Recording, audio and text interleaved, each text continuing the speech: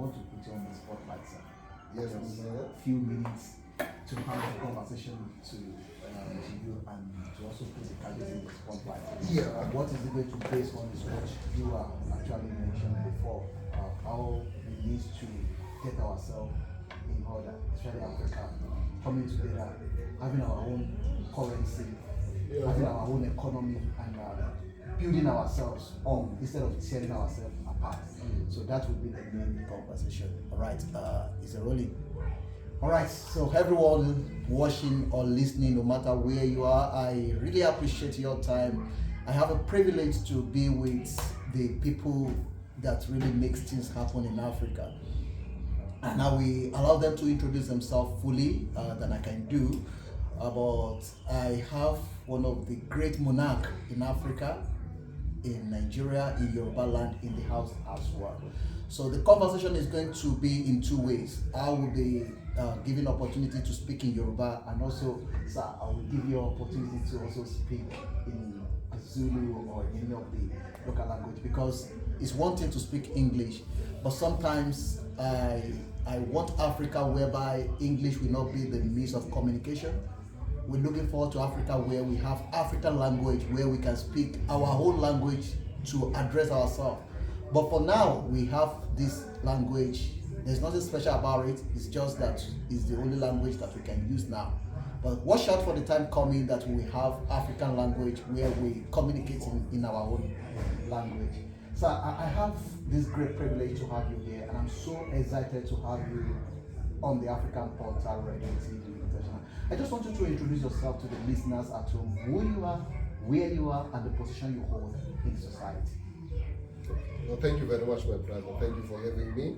My name is Zolani Mkiva, and I am part of the institution of royalty here in South Africa, and I come from the kingdom of the Xhosa, where I'm part of the central family, and I am a member of parliament, a senior member of parliament here in South Africa, where I chair one of the critical committees of parliament.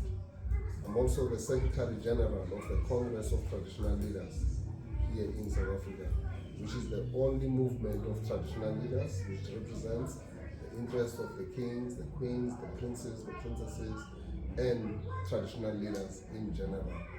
And that's who am I. Thank you very much for that. I really appreciate that. Sir, one of the things that you mentioned just now that caught my attention is that you are one of the people that's in the front line of the traditional ruler, the culture, who we have. I mean, coming from the lineage of the Xhosas and stuff like that. If you look at the current generation, you see that our culture is disappearing. Our language is no longer in the spotlight. Some of the culture that we grew up to see is not existing anymore. What is the traditional ruler, especially in South Africa, doing to restore the dignity of our culture and our heritage back? The post-colonial South Africa and the post-colonial Africa in general has a huge responsibility to ensure that we revive some of the ancient traditions which are very good and which were based on our indigenous knowledge systems, the African wisdoms. Those, we are championing them. Remember that the institution of traditional leadership is a custodian of our culture, our heritage, as well as the artistic expressions which we have, which we are endowed with as Africans. Remember, Africa has a unique position because most of the antiquities can still be found here. So all what we need to do is to bring some of these things which were relegated in the background by colonial powers, and in our case, the apartheid government. Take them from the margins, we're trying to place them at the center. And we've developed strategies and tactics to ensure that we do not only preserve and protect them, but we also promote them. So that also when we speak about the indigenous knowledge systems, we infuse them in the process of policy making, so that the policies and the laws that we have as a country, as a continent, are policies that do not contradict our culture, our design of living, our lifestyle as a people. Because laws are made to to suit the people. People are not made to suit the laws. In other words, even governments are instruments and the organs of people's power. It is not the other way around. Government is a property of the people, and it must do what the people expect it to do. Similarly, therefore, the laws, the policies, the regulations, and all other regimes of governance must reflect the cultural outlook and the cultural design of the people. So we, as the Congress of Traditional Leaders of South Africa, CONTRALESA, we are part and parcel, and we're very central in the management of the national question.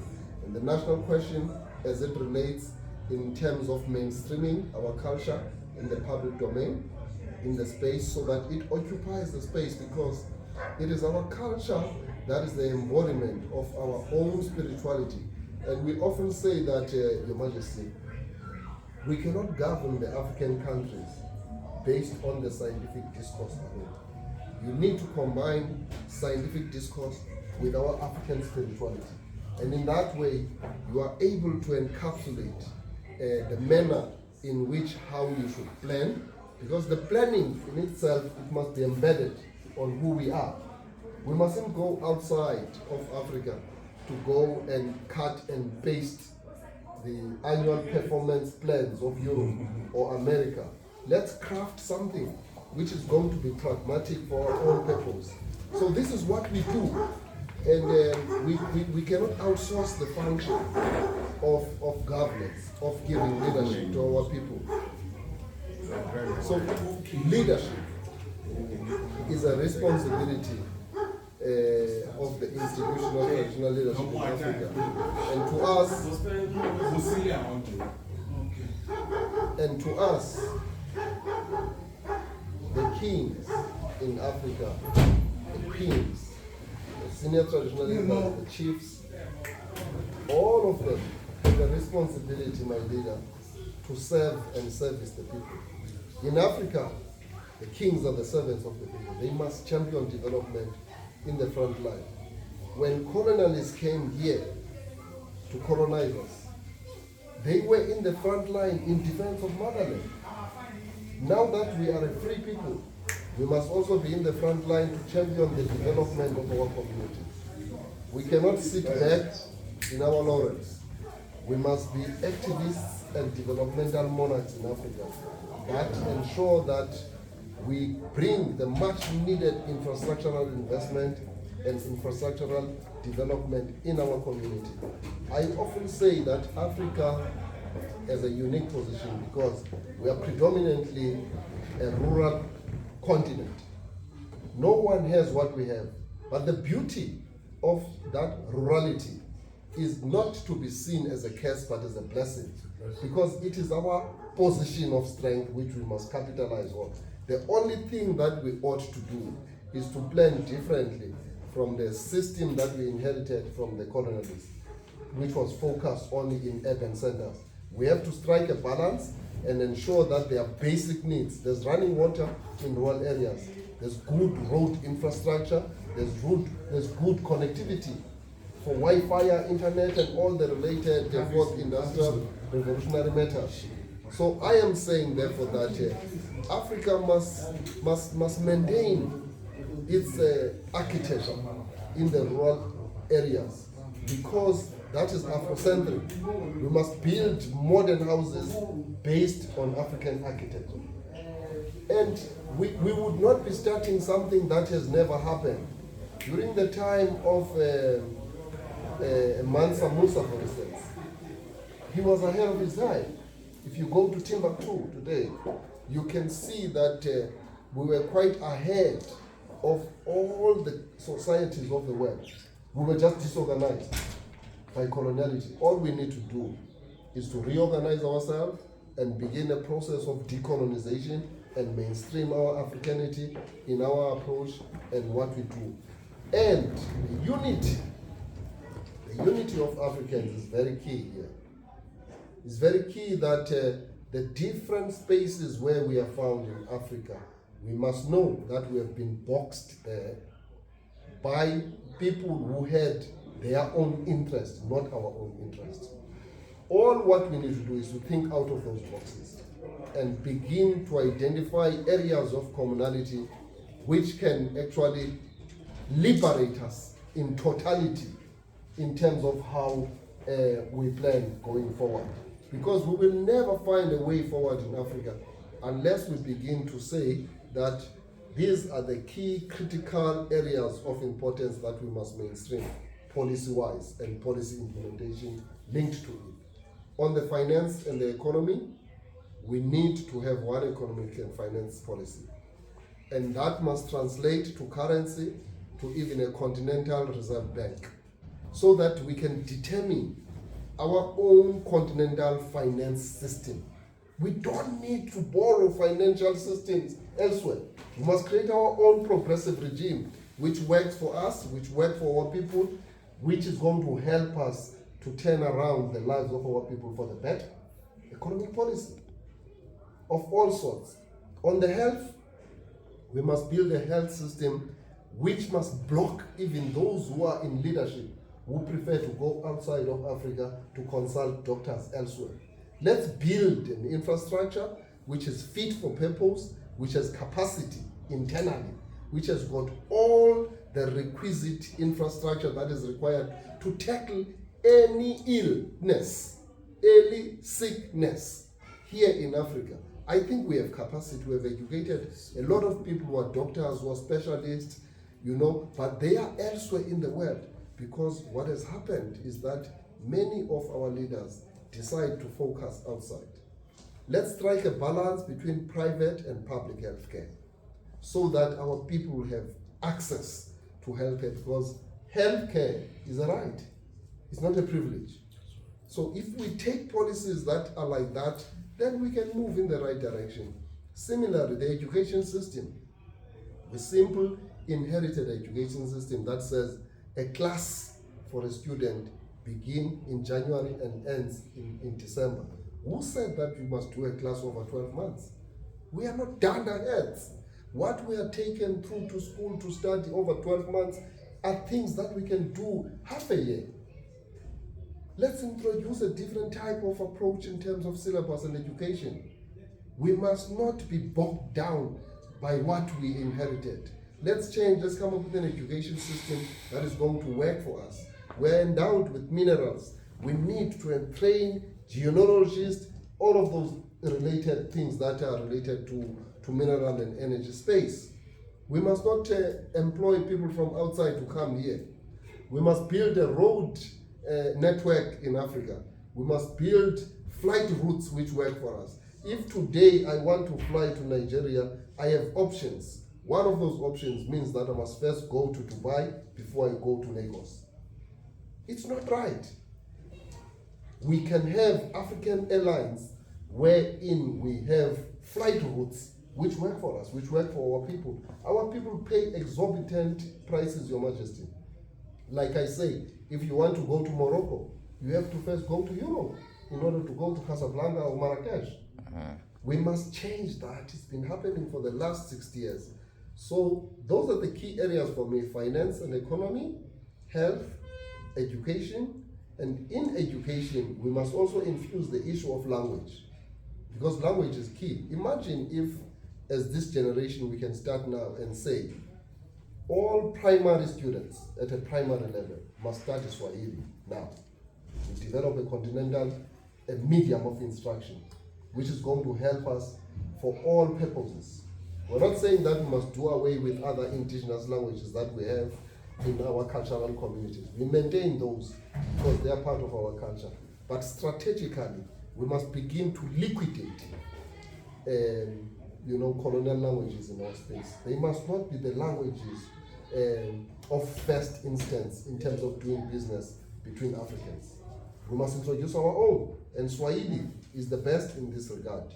So imagine if we were to say all primary schools in Africa, starting in 2025, they must teach Swahili. Then as this generation, we would have achieved a major step, because each generation must define its purpose and it must have targets that it must achieve in its lifetime. We must not just be shooting in the sky and shooting from the hip.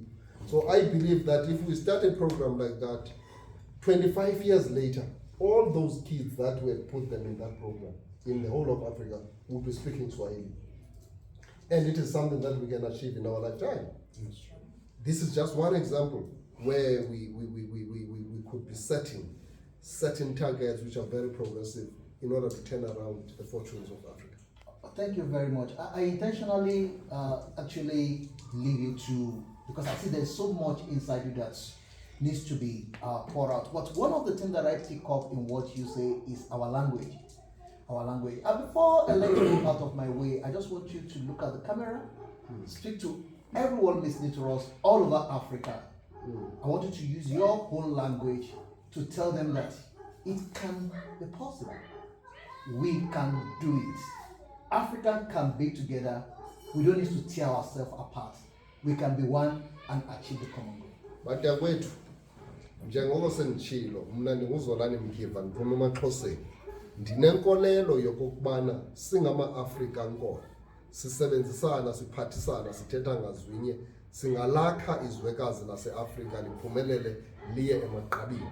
Ndinenkolo yokokubana uba ngaba singenza utshintsho kwicala lezemfundo siqinisekise into okokubana abantwana bethu bonke kweli lizwekazi lase-Afrika kwangoku sithathe isigqibo sokokubana bafundiswe ulwimi olunye ukuze bakwazi ukuthetha ntonye, baphefumlelane ngamxhelomnye, bakhe ikamva eliqaqambileyo eliza kwenza into okokubana iAfrika iphumelele iye emagqabini. Loo nto yinto ekufanele uba siqale ukuyenza kusukela namhlanje ukubheka phambili. Ndinenkolo yento okokubana sisebenzisana singakha umbimbi loqilimo lomanyano xa sizawuthi ilizwe nelizwe lase-Afrika libethelele isikhonkwane phezu kwemithetho nemithethwana apho sithi sonke loo mithetho nemithethwana iyasibandakanya sonke singabantu base-Afrika. Ngaloo ndlela ndinengqiniseko into okubana singaphumelela siye phambili. Okwesithathu, ndifuna ukuthi isikhokhelo sobukhosi sesona sidala apha eAfrika phambi kokubana kufike abelungu. Bafika eyona nto yokuqala abafuna ukuyigxobhagxobha bubukhosi. Kanti ubukhosi sisiseko sesikhokhelo sethu kwaye kulapho amagugu namafa ethu nobutyebi bethu singama-Afrika kwicala lenkcubeko nezithethe zethu bugxile khona. Kulapho uvimba wezinto ezininzi ezinosinika ubunganga nentshinga yento okokubana siqondobe kunamanye amazwe bulele khona. Ifuna ke into okokubana siyivelise siyibeke elubala ibe selitshatshalazeni ukwenzela into okokubana sonke sikhe kuloo vimba sithethe ngazwinye sirhabule apho kuloo vimba ukuze sakhe ilizwe lethu libheka phambili. Ngolo hlobo ayikho into enosibamba sizawuvela emajukujukwini. Enkosi.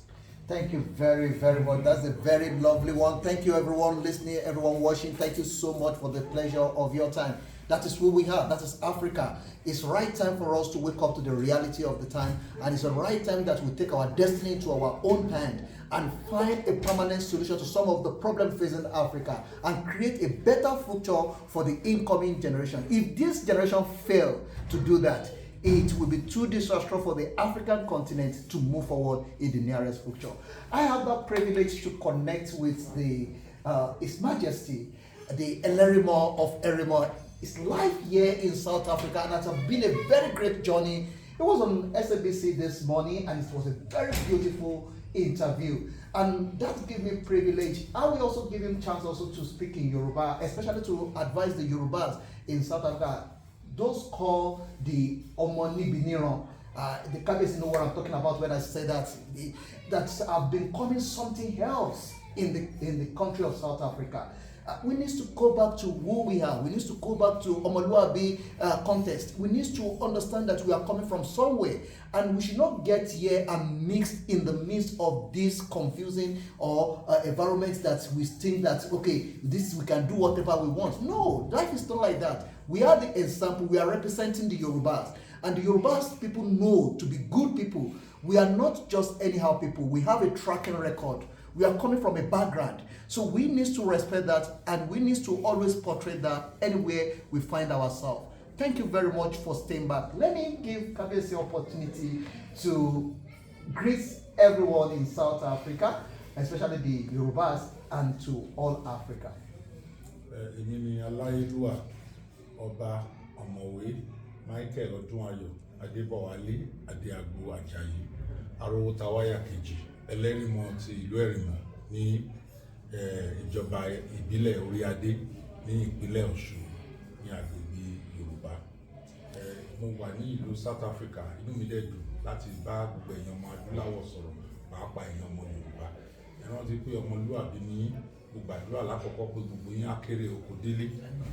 Mo fẹ́ kẹ́ rántí ọmọ ẹni tẹ́yìn ń ṣe, kẹ́ má borúkọ àwọn ẹbí yín jẹ́, kẹ́ má borúkọ àwọn ìdílé jẹ́, kẹ́ má dẹ̀ bà ojú àwa gangan jẹ́.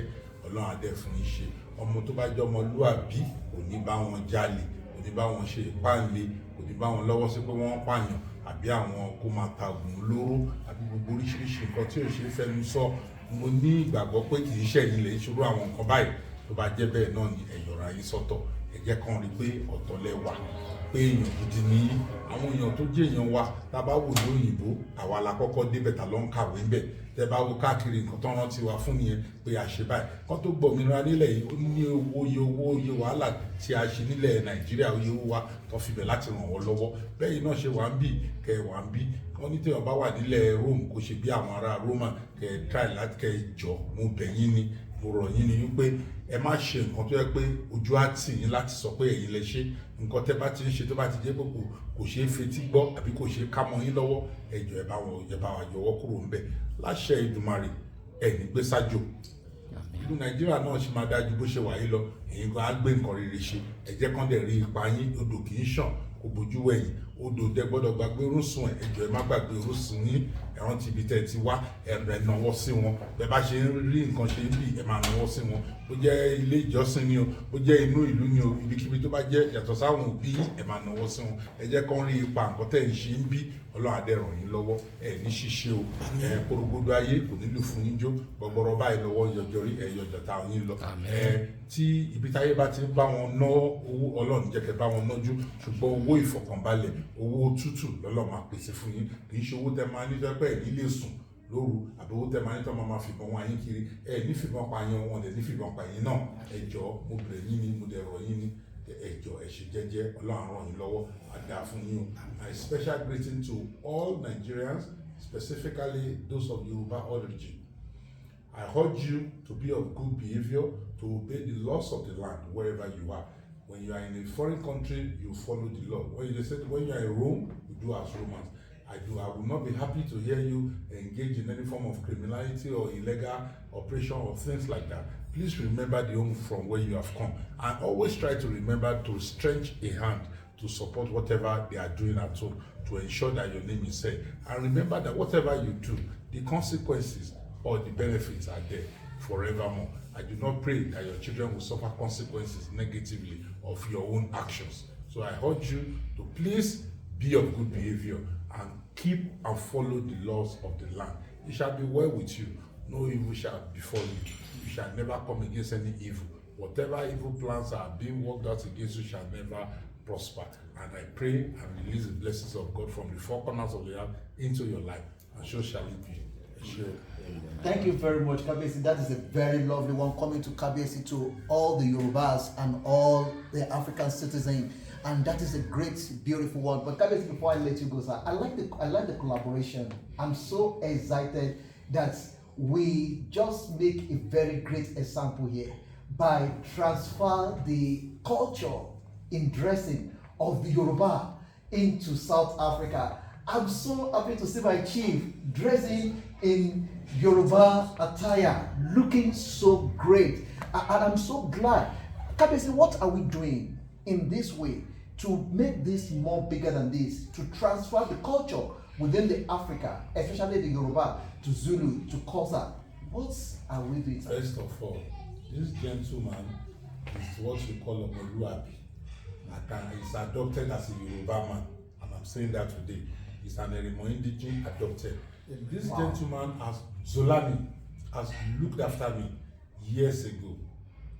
So did so many things. This clothing I've given to him, he has also given me the South African version, which I used it today. And it has been in my mind that no matter what, I must see him, and you can see he's a perfect fit. He's a gentleman. If we have more people like him, I bet you that the relationship between Nigeria and South Africa will be perfect, because he has a clear understanding of what needs to be done. And Yoruba people have a rich culture, and so do many other African cultures. You know, nowadays we say we are Nigerians. The Nigeria is made up of different ethnic groups. I'm a Yoruba man first before I'm a Nigerian. So the same way there are Igbos, the same way there are Hausas, we are cultural people. We must remember, as we sit down, we say we are Nigerians, there are Yoruba Obas in Benin Republic, who, by the virtue of the way borders have been created, have found themselves in another country, but they speak the same language with us. He did express a similar situation of people forming from Lesotho who are based in South Africa, who are in South Africa by virtue of the border, even though they speak the same language. So really, we need to overlook these borders and begin to relate on the cultural basis and forget about I'm South African. No, we are Africans. There must be a reason why the color of our skin is the same. It's not a mistake. God doesn't make mistake. It isn't a mistake. And when you read history, you see that civilization started from Africa. Then what happened thereafter? We got confused. We lost our culture. We didn't imbibe the other culture, and then we're in the middle of nowhere. Ethnic ghetto. We're just there in the middle of nowhere. We didn't assimilate enough of the left our. Even everybody wants to copy the African culture, because the African culture is imbibed with respect, with courtesy, with welfareism. A child is a child of the community, looked after by everybody. If he does something wrong, he's punished by whoever. We don't need to know the mother of the child. Unlike now, where everybody seems to have locked gates. We didn't have gates. Everybody belonged to everybody, and we are our brother's keeper. So we need to imbibe that philosophy and know that Africa needs to have a free border.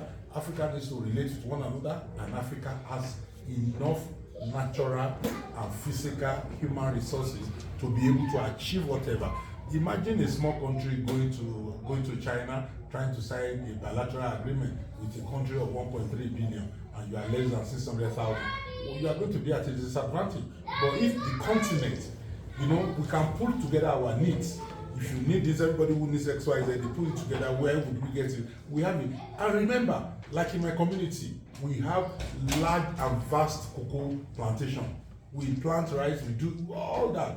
Yet, sometimes we have to do. You now find a chocolate making company making profit that is more than the GDP of the country that has the cocoa. It's ridiculous. So we need to wake up and begin to do better things with ourselves. I'm happy that we have met once again and we had this opportunity to talk to the world, and I'm hoping that this will go a long way to let them know that some people are thinking about the way forward, and we need to all join hands. There's no reason for us to fight each other. There's a reason for us to relate with one another. It doesn't mean that there will be no issues. Even the tongue and the teeth staying together, sometimes quarrel, but they need to be together. Everybody has one thing to do or the other to do for the other fellow.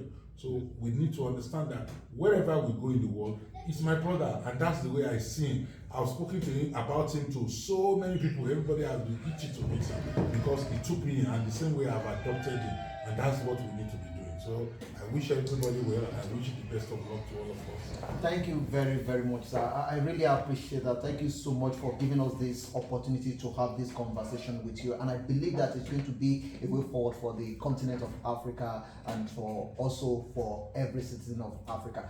Sir, before I call it a day, there is something you mentioned earlier on in the morning. I want to go deep into it, but because of the time constraint, I couldn't make it. When you come to South Africa, landed here, attend the coronation of the Zulu king, there are so many things that happen there, but there is one thing that caught your attention. What is that one thing? Essentially, I come from a strong Yoruba culture, and I've come to another culturally, though a strong culture of the Zulus, and I realized that there was this high level of patriotism among the Zulus. They remember their old time when they were warriors, and everybody, including the former president Jacob Zuma and everybody, wore the Zulu attire during their coronation at the airport. Females wore their attire. They were proud to wear this attire. These are attires that other people will say, oh, why are they wearing animal skin? But this is what demonstrates our strength. Because when you are wearing a tiger skin, you are trying to show, as we do in Yoruba land, when you see our Ode holding Ija, they are holding the Ija to show whatever animal they have been able to hunt in the forest is what they use. And that shows how strong they have been. So I saw the fact that they were happy, they were patriotic, they were glad to exhibit the culture, the warrior nature they had, the dances, so many goodwill, and you know, everybody was friendly, everybody was courteous. It was a wonderful time, honestly. It was a wonderful time, and I was glad too when I appeared. My friend Zulani didn't even know I was around. He saw me and said, "No, this man is different because of the attire I was wearing," and that is it, which is what the type I've given to him today. Wow, thank you very much, everyone. I really appreciate it, and I really appreciate your time. If I say goodbye without having the doctor on the spotlight, I think that will not be good enough. So doctor is also in the house as well. He's the one that is making all this possible and also hosting us under his roof. Doctor, I just wanted to say thank you to everyone that is listening, and thank you to Kabiyesi on behalf of the Yorubas in South Africa. Okay, that I should do stand.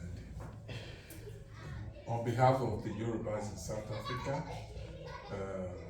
all protocols observed, Kolani Kiva, we pay obeisance to you. Thank you for representing us in South Africa. And on behalf of the Yoruba people in South Africa, I say to the Alayedua, the Elerimo of Erimo, Ọba tó jọba lọ, tó sin ọba Elédùmarè. We are very happy to have you here. And by the grace of God, we shall be people of repute. We continue to be people of integrity. Ọmọlúwàbí la máa jẹ́, ìwà wa dẹ̀ máa hùwà ọmọlúwàbí, ọmọ rere.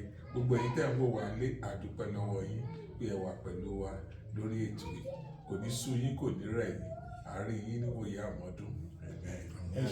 Kábíyèsí, lórúkọ gbogbo ọmọ Yorùbá, mo fẹ́ kẹ́ dúpẹ́ lọ́wọ́ ìjọba orílẹ̀-èdè South Africa. I just wanted to say thank you to South Africa. Both, sir. Okay, èkíní mo dúpẹ́ lọ́pọ̀lọpọ̀ lọ́wọ́ ìjọba orílẹ̀-èdè South Africa torí pé àpọ́nlé tán fún mi pọ̀, wọ́n tọ́jú mi, wọ́n ṣáájú mi, wọ́n tẹ̀ jẹ́ kí n mọ̀ pé bóyá ibi ìlú bòmíì mo wà. Mo dúpẹ́ lọ́wọ́ yín, àjọṣe wa ò ní bàjẹ́ torí pé ẹ pọ́n èmi ọba Aláyélúwà láṣẹ Èdùmàrè, Ọlọ́run pọ́n yín lé. Gbogbo nǹkan tó dàbí pé nǹkan tó le koko lọ́rọ̀ yín, Ọlọ́run á bá yín túṣe, á pẹ̀tù sínú ẹ̀. I want to use this opportunity to specially thank the people and government of South Africa for the wonderful way that they have hosted me and have taken care of my protocol, showed me courtesy. I pray Almighty God, whatever it is that is a problem for you, God will resolve it and God will continue to honor you. You have honored me as a king, representing the King of Kings, God Almighty himself, who is the King of Kings. We honor you. I really, really thank you. I thank the people. I thank the government. God bless you. Thank you very much. That is where we're going to draw the curtain. Thanks to Double Chief Ake Williams Yoruba Creative Legend Award, and thanks to all our dream. Also, Dr. Sam is behind the camera. Thank you very much, everyone. I really appreciate it. My name is Joshua Oludare Oluso. I remain yours on the African Portal. Ojú òní tẹ̀yìn tí mo wà nílẹ̀ Yorùbá ẹ̀ ní rí gbé sọnù bí ó ṣe bí ọmọ o. Mo sọ lẹ́ẹ̀kan gbà mo wọlé sórí ètò wípé ilẹ̀ Yorùbá láti wá, ọmọ Yorùbá ni wá, àṣà àti ìṣe Yorùbá ó gbọ́dọ̀ hàn nínú wa àti ìṣe wa. Bí mo ti máa sọ gbà pé a máa fi ọ̀bẹ nú náà la máa fi bẹ̀ ṣu. Atẹ́lẹsẹ̀ abẹ̀nàwọ̀ ẹ̀ ń bá ní ọmọ bọ̀ nìkan láàní débálé o. Lágbára Èdùmàrè ojú kì í tọ́jọ́, ojú òní tẹ̀yìn tí mo wá ẹ̀ ní rí gbé sọnù bí ó ṣe bí ọmọ. Ire lójú owó rí, ire o. Ó dàbọ̀. Thank you very much for that. I really